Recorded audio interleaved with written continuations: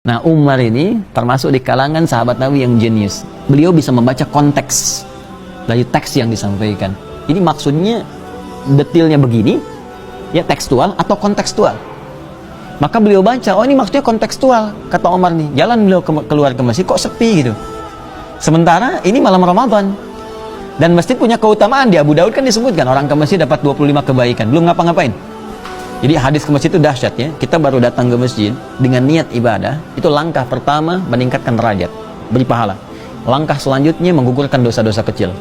Ya, sepanjang bukan yang disengaja, yang harus ditobati. Sampai ke masjid dapat 25 kebaikan, jarak satu ke dua 500 tahun, dua ke tiga 500 tahun.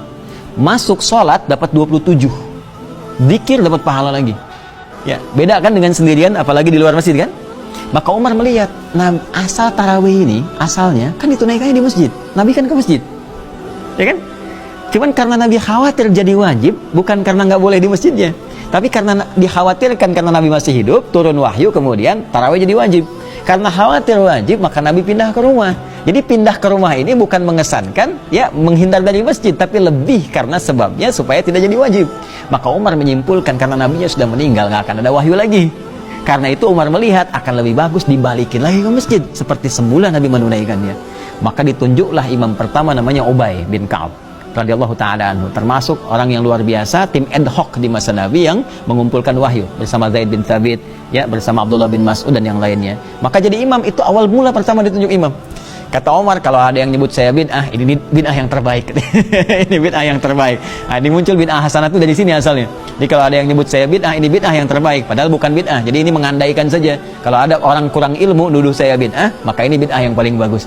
Ya Umar siapa? Sahabat Nabi, dekat dengan Nabi, mertua Nabi, disebut masuk surga tanpa hisab bersama Nabi dari 10 orang. Lantas ada orang menyebut bid'ah, itu kurang minum susu. Jadi kata Umar, ini yang paling bagus, maka dibalikinlah oleh Umar. Maka sejak saat itu muncul seperti kebiasaan sekarang. Nah, Umar kemudian mengambil, kalau ada orang yang ingin santai, agak enak, agak nyaman, silahkan, boleh malamnya dia bangun tengah malam. Kalau ditunaikan ba'da isya pun silahkan. Maka Ubay bin Ka'ab itu mimpin ba'da isya. Nanti ada yang bangun lagi malamnya, ada yang dia nggak ba'da isya, ada yang malamnya kemudian dia tunaikan, ada yang kemudian kebiasaannya ditambah. Jadi ba'da isya dia ikut, malamnya kemudian dia bangun lagi sholat malam. Seperti di Mekah kebiasaan sekarang ataupun di Madinah.